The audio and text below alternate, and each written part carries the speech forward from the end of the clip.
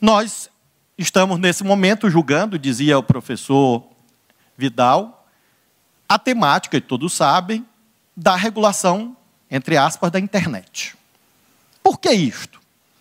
Porque nós temos uma lei chamada Marco Civil da Internet, 2014. E, basicamente, essa lei foi feita, e eu acho que o professor Horácio mencionava há pouco, foi feita em 2012. E a tecnologia era de outro tipo. E a questão que foi posta lá, que está no artigo 19 da lei, é a seguinte: se eu faço uma postagem defendendo que a Laís seja agredida, a plataforma não é juridicamente responsável por essa minha postagem. Ela só é responsável se a Laís entrar na justiça. Eu nem pensei nisso, tá? Fica tranquila. É porque ela ficou meio assustada, que eu me aproximando.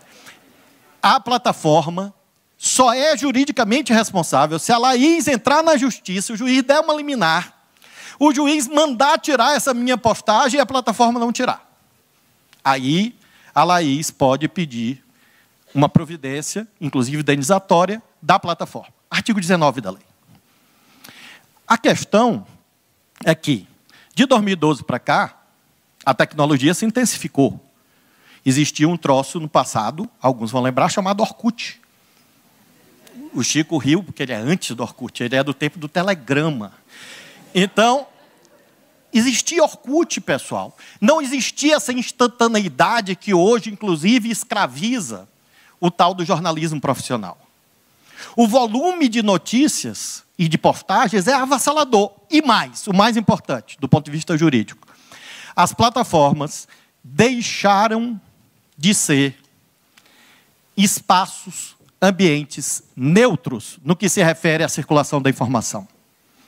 As plataformas definem o que nós olhamos. Definem por interesses comerciais. É o modelo de negócios. Eu não estou fazendo um julgamento moral. É uma constatação. Como é que sustenta aquilo ali? Sustenta monetizando a nossa atenção. E para monetizar a nossa atenção, existe um sistema, os tais algoritmos, que recomendam patrocínios que fazem com que esse negócio se torne o mais rentável do planeta Terra na história da humanidade. Os milionários, os bilionários do nosso tempo eram os donos de petroleiras, eram os donos de terras, eram os donos de grandes construtoras. Esses eram os bilionários. Os trilionários do nosso tempo são os proprietários das máquinas produtoras e circuladoras de informação, as Big Techs. Portanto, a pergunta jurídica é a seguinte: se eu posto algo contra a Laís, ou contra o Estado Democrático de Direito, ou algo racista, esta plataforma deve ter deveres jurídicos de não fazer, por exemplo, não impulsionar, não aceitar a monetização, o patrocínio, e mesmo, de algum modo, não deve ter deveres jurídicos e algumas condutas de tirar do ar aquilo que não serve, aquilo que é incompatível com a ordem jurídica. E alguém vai dizer assim: mas Flávio, isso é impossível. Não, pessoal, isso já acontece. Artigo 21 do Marco Civil da Internet. Em relação à nudez não consentida, há uma filtragem poderosa, tanto que fora da Deep Web é raro existir isso, porque existe um sistema de responsabilização diferente do artigo 19, que está no artigo 21 da lei. O Supremo está lá, antes, inclusive, da minha presença, e chegam os processos debatendo isto. O Supremo poderia dizer assim: este assunto é do Congresso Nacional. Enquanto o Congresso Nacional não fizer a lei... Então, vejam, o Supremo...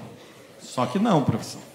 O Supremo recebe essa demanda. Se fosse uma resposta de autocontenção, diria: isso é lei, é no Congresso. E ficam nos jornais os nossos colegas, e eu respeito a todos, escrevendo, dizendo assim: o Supremo está errando. Eu digo, Deus seja louvado, é a prova que é composto por gente, porque gente acerta e erra. Mas o Supremo tem que fazer como na Europa, que a regulação na Europa é fruto de leis votadas no parlamento. Extraordinário, de acordo. A pergunta seguinte é, e se não houver lei? Faz o quê?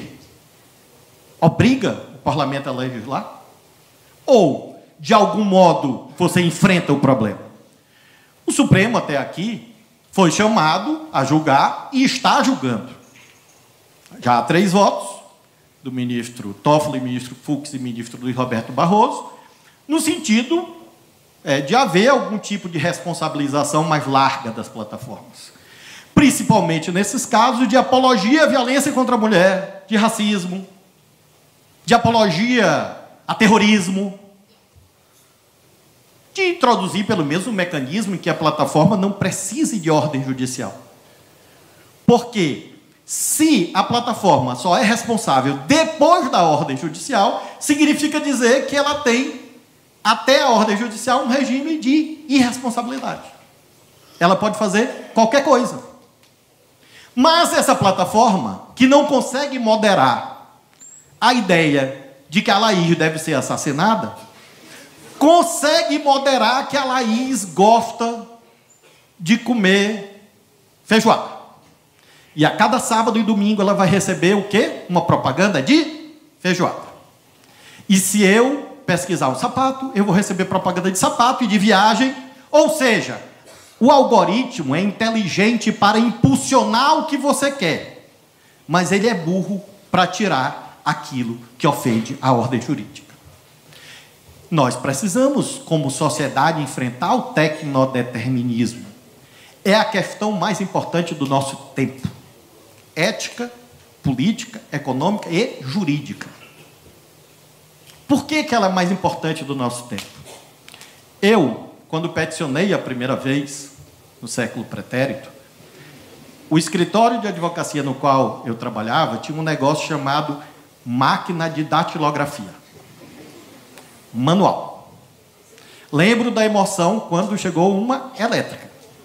E de lá para cá, eu entrei na magistratura em 1994.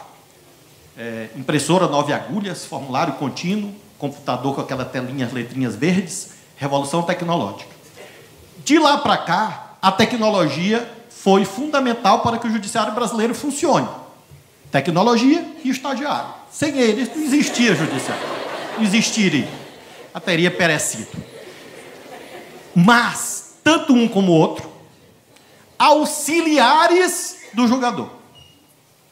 Nunca substitutivos do julgador. No Poder Judiciário, nós temos no limiar de um tempo em que nós teremos máquinas capazes de julgar no meu lugar. Como se fosse eu. E de escrever um texto como se fosse eu. A partir dos meus textos. A partir do meu estilo.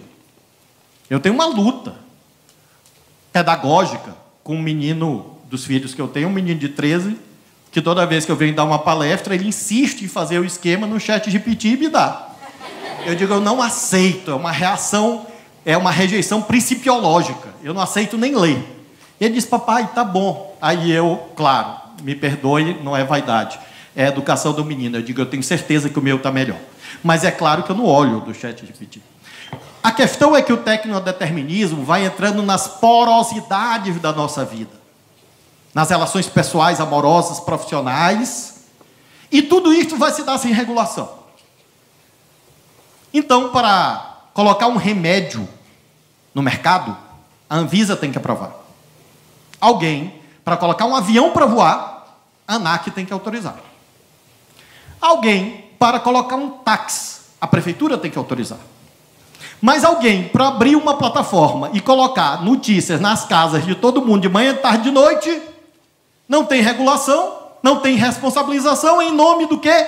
Da liberdade. Liberdade de quem? Dos donos do negócio. Essa, portanto, é a questão jurídica que o Supremo está enfrentando. E, na minha ótica, o Supremo não tem como fugir dela. Mesmo recebendo editoriais. Faz parte do nosso ofício. Por isso que é preciso ter independência. para não se assustar com a crítica. Reconhecer a legitimidade dela, mas não deixar de cumprir a nossa função. E o mundo todo, evidentemente, debate isso. Segundo tema, em relação ao qual, a meu ver, o Poder Judiciário não pode abrir mão. Nós estamos vivendo um tempo em que, pela primeira vez, seguramente nos últimos 100 ou 200 anos, os mais jovens podem viver pior do que os seus pais. Isso nunca aconteceu antes da história da humanidade. Eu vivo melhor do que meu pai, que viveu melhor do que o pai dele. Por que isso? Volto ao resultado da Alemanha, da eleição da Alemanha. A precarização social gera desesperança. Com o celular na mão. Então é tempestade perfeita. É máquina de produzir sofrimento. Porque na vida concreta você não consegue realizar os seus objetivos.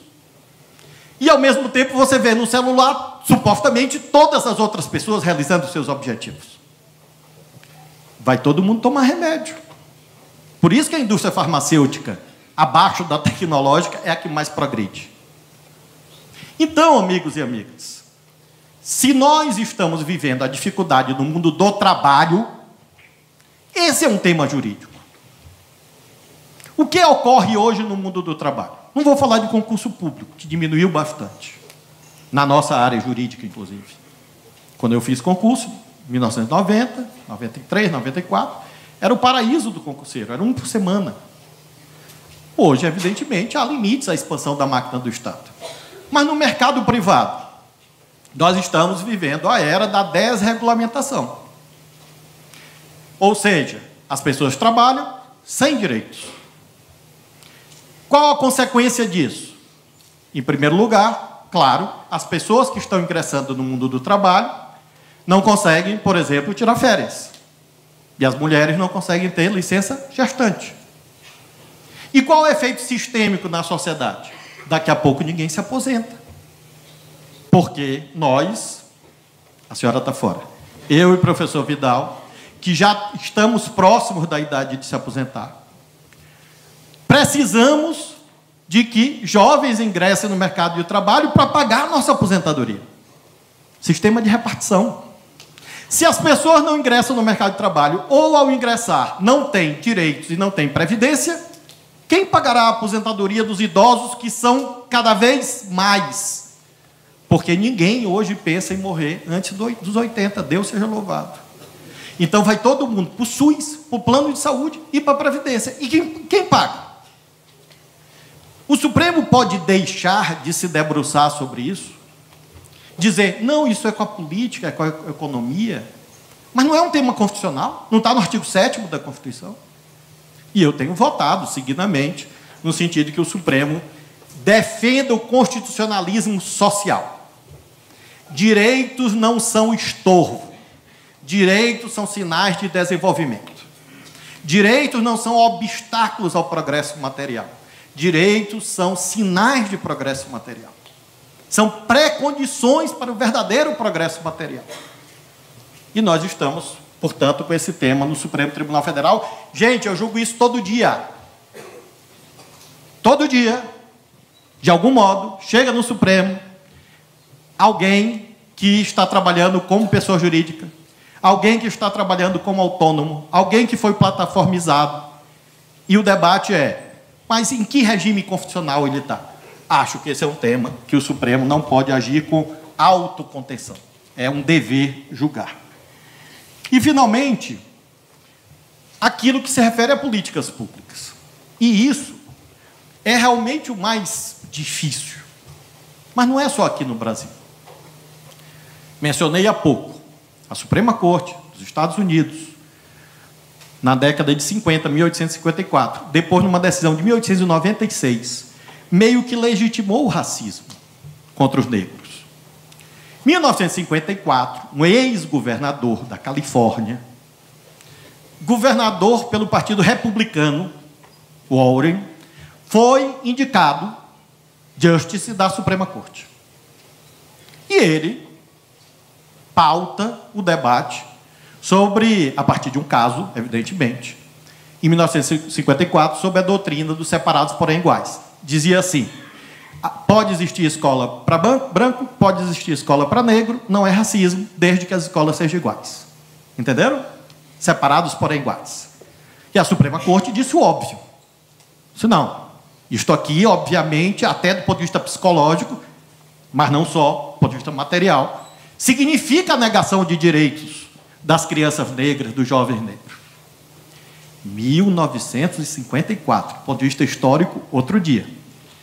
A dessegregação das escolas nos Estados Unidos foi um processo que se estendeu por mais de 10 anos, sob monitoramento judicial. E lá, ninguém disse que isso era invasão do Poder Judiciário de lá sobre a política pública pertencente, obviamente, em uma primeira análise do governo ou dos governos.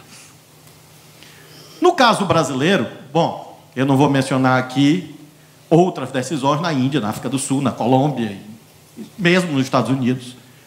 Mas no caso brasileiro, pós-88, isso foi se tornando uma tendência. Eu mesmo sou relator de 3 ou 4 ações em que se debate política pública.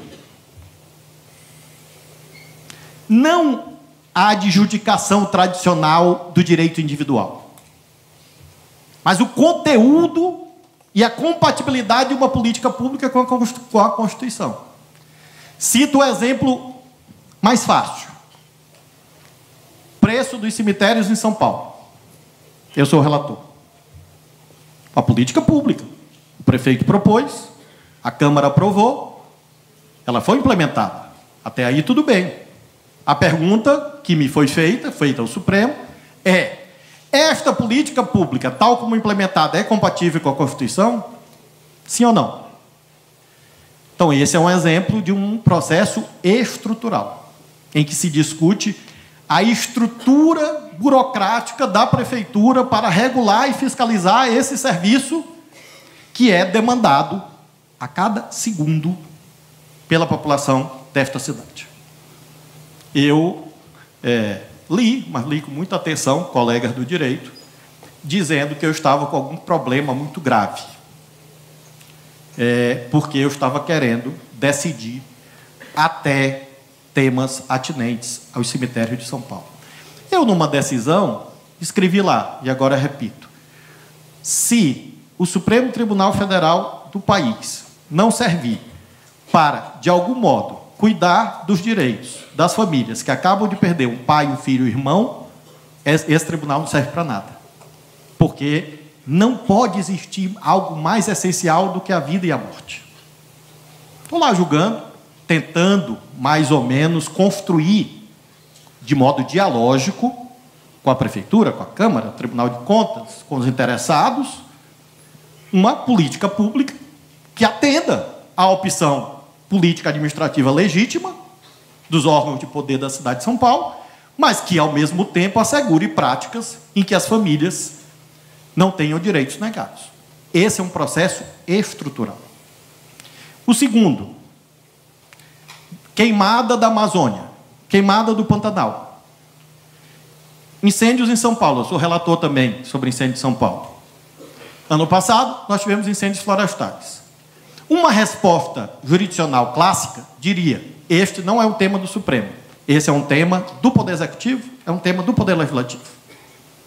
A resposta que prestigia o chamado processo estrutural diz: olha, vamos buscar saídas juntos, que faça com que haja uma melhor eficácia nas políticas de prevenção e combate ao incêndio, para que as mudanças climáticas não signifiquem o sinal, aí sim, do apocalipse real, com os fenômenos climáticos extremos. Eu sou relator dessa ação.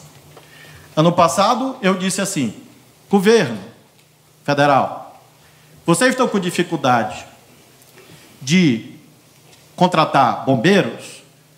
O Supremo autoriza que vocês abram um crédito extraordinário para isto. Crédito extraordinário de 500 milhões de reais. Houve um economista que disse que eu ia quebrar o Brasil por conta dessa decisão. Sendo que, para a enchente do Rio Grande do Sul, corretamente, os créditos extraordinários chegaram a 15 bilhões de reais. E não quebraram o Brasil. Mas 500 milhões na Amazônia e no Pantanal quebrariam o Brasil. Decidi, se for preciso esse ano, vamos decidir de novo. E o plenário confirmou essa decisão. E a terceira e última ação, pessoal, para ilustrar o meu ponto de vista de que o ativismo, entre aspas, não é uma opção e sim uma imposição, é aquele relativo ao chamado orçamento secreto às emendas parlamentares. Eu chego no Supremo, lá está o processo.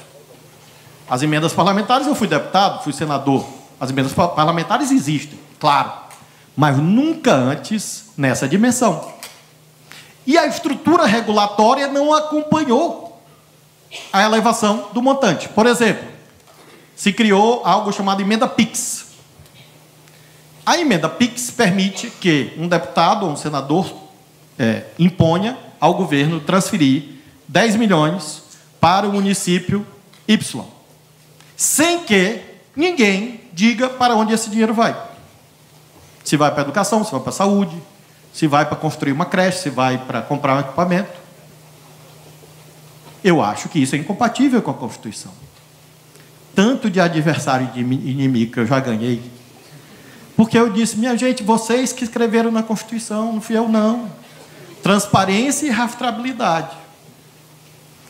E outros aspectos mais dessas decisões, essa semana há, outra também, quando me perguntam quando é que o processo acaba, eu disse, olha, a desagregação racial nos Estados Unidos demorou 10 anos. E o processo estrutural na Índia sobre nutrição, alimentação, demorou 16 anos. Então, esse só tem 1 ano. Então, é um bebê. Por quê? Porque é necessário você ir conformando a política pública. E qual, pessoal, finalmente, é a objeção que é feita a isto? A objeção é feita do seguinte sentido. O judiciário quer ser um superpoder. E isto é invasão nos outros poderes. Todos os dias vocês vão encontrar isso. Todos os dias. Que há magistrados que podem, eventualmente, desejar que o judiciário seja um superpoder, não há dúvida. Claro. Acabei de dizer, somos falíveis. Mas, globalmente, o que se passa é que o judiciário, nesses casos, está apenas atuando de acordo com a demanda que vem de onde? Dos outros poderes. Por exemplo, o que a gente aprendeu naquelas cadeiras, daquelas disciplinas, matérias do ensino médio, sobre os 3 poderes? O poder legislativo vota as leis. O poder executivo executa as leis. E o poder judiciário julga de acordo com as leis. Isso a gente aprendeu no ensino fundamental e médio.